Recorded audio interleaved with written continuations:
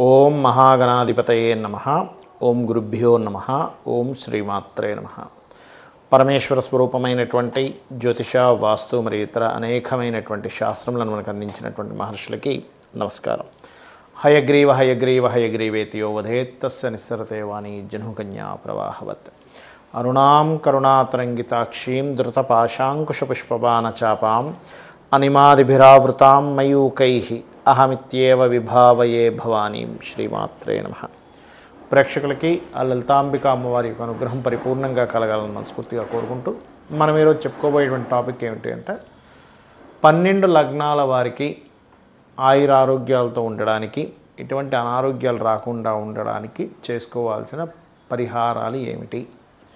అది హెల్త్ పరంగా ముఖ్యంగా ఫుడ్ విషయంలో కానివ్వండి, అదేవిధంగా నవగ్రహాలు ఏ గ్రహం దగ్గర దీపారాధన చేయడం అనేటువంటిది కానివ్వండి, మరియు అదేవిధంగా మీరు ఏ దేవత ఆరాధన, ఏ మంత్రాన్ని నిత్యం చేసుకోవడం అనేటువంటిది అని చెప్తాను. అయితే ఇది నేను ఏదైతే చెప్తున్నానో ఇది కొన్ని వేల జాతకాల మీద రీసెర్చ్ చేసి, ఆరోగ్యమే మహాభాగ్యం అంటుంటారు కదా, అనారోగ్యం కంతో బాధపడడం అనేటువంటి చాలా ఇబ్బందికరమైన విషయం కాబట్టి రీసెర్చ్ చేసి నేను సొంతంగా ప్రయోగం చేసి మహర్షులు చెప్పినటువంటి కొన్ని శ్లోకాలని ఆధారంగా తీసుకొని, మనకు మహర్షులే ముఖ్యం మనకి, ఎందుకంటే వాళ్ళు చెప్పకపోతే మనకేం తెలియదు. కాబట్టి ఇవన్నీ చేసింది నేనైనప్పటికీ కూడా చేయిస్తుంది, చెప్పిస్తుంది కూడా లలిత అమ్మవారిగానే భావిస్తూ మీకు ఒక్కొక్క లగ్నం గురించి చెప్తూ ఉంటాను. అదేవిధంగా మరొక విషయం ఏంటంటే, కొంతమందికి నక్షత్రము, లగ్నము, రాశి ఏమీ తెలియదు.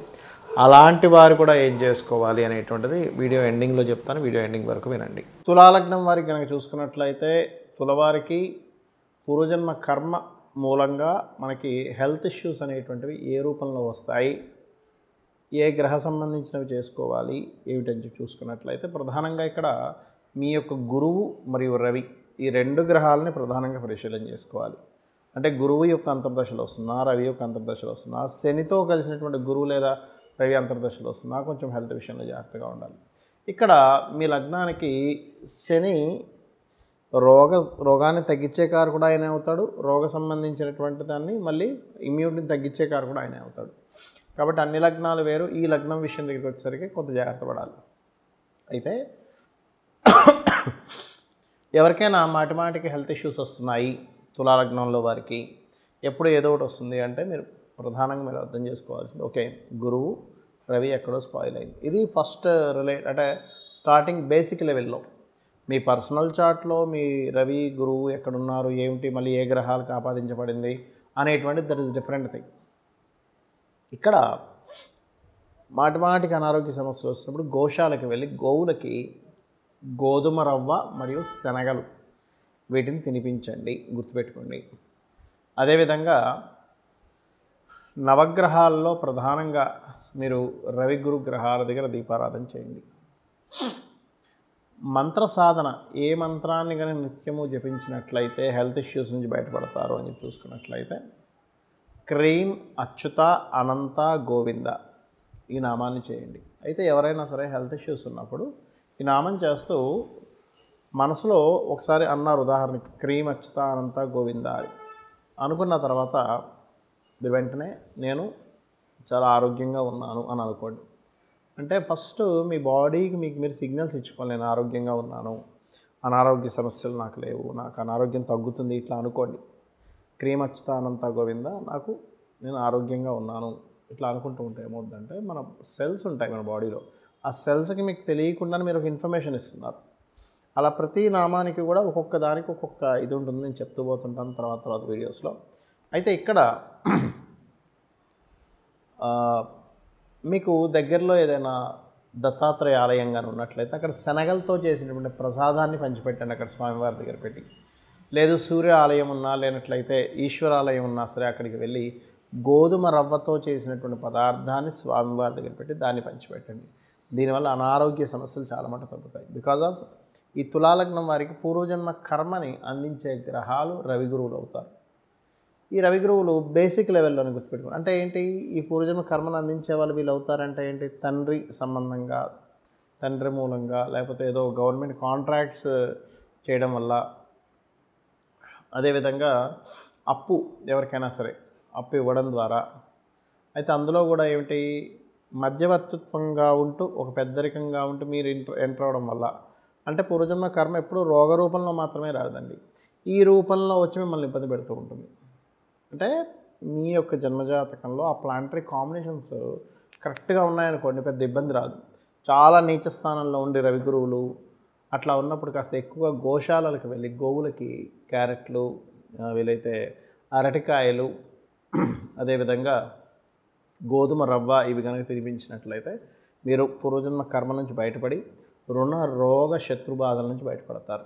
ఇక్కడ ఏంటంటే ఎప్పుడు కూడా మనం ఇందాక నేను చెప్పినటువంటి దీంట్లో పంచమం ఈజ్ మోస్ట్ ఇంపార్టెంట్. పంచమం ఏంటి? ఇమ్యూనిటీ అని చెప్పాను మీకు. రోగస్థానం రుణ రోగ శత్రు స్థానాలు 6వ స్థానం. అదేవిధంగా రోగాన్ని తగ్గించేటువంటి స్థానం ఎలా అయితే పంచమ స్థానం అవుతుందో ఇమ్యూనిటీ స్థానం, ఇమ్యూనిటీని తగ్గించే స్థానం 4వ స్థానం.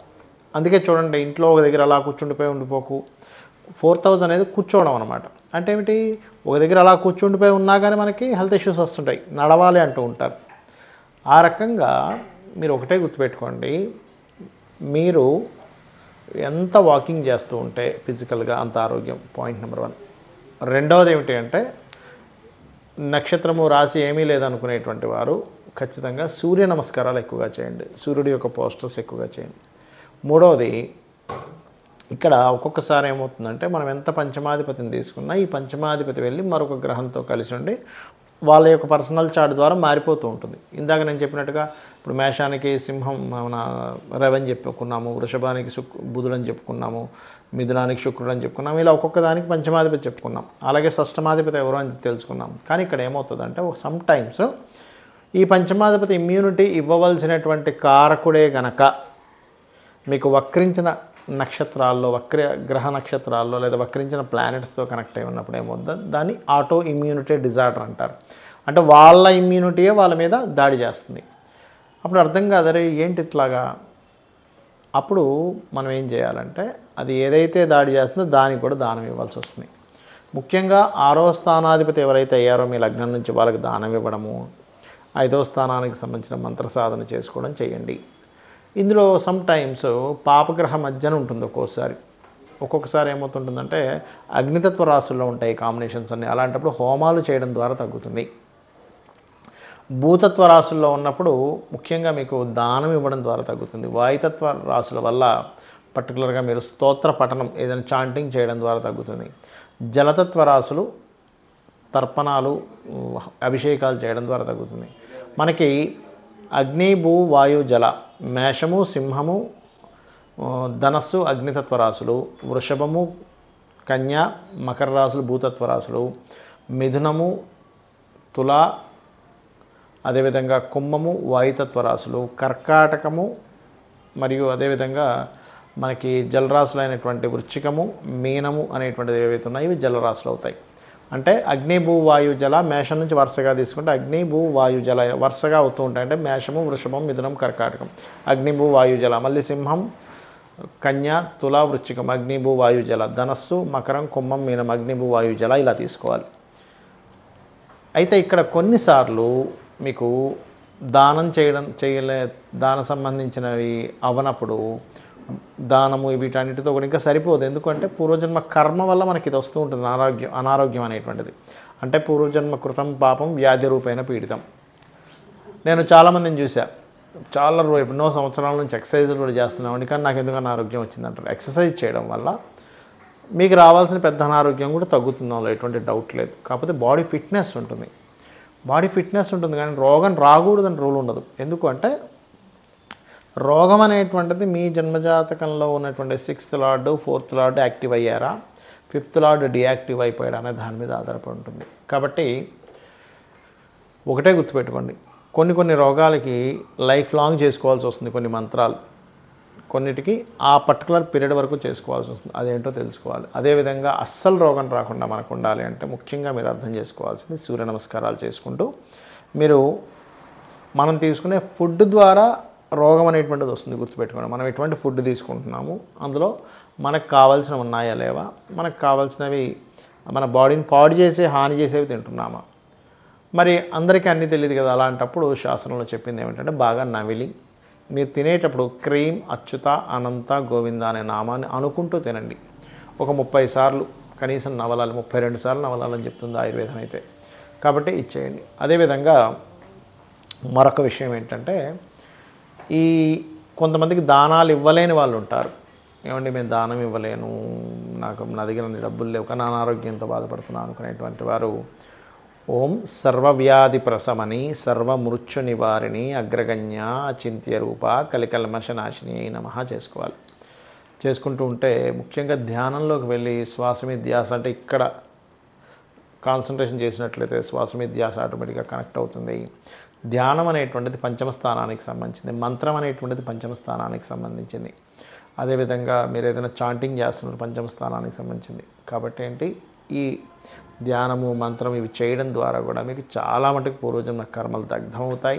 అందులో ముఖ్యంగా లలితా సహస్రనామాలు, సూర్య నమస్కారాలు, మీకు దగ్గరలో ఆలయం ఏదైనా ఉన్నట్లయితే ఆ యొక్క ఆలయాలకు వెళ్ళి అక్కడ మీరు ఏదైనా సరే మీకు తోచినటువంటి పరిహారం చేయడము, అంటే అక్కడ మీరు సేవ చేయడం ముఖ్యంగా చేసినట్లయితే ఖచ్చితంగా మీకు ఉన్నటువంటి అనారోగ్యాలు తగ్గాలని, అమ్మవారు మీకు తగ్గించాలని మనస్ఫూర్తి కోరుకుంటూ శ్రీమాత్రే నమః.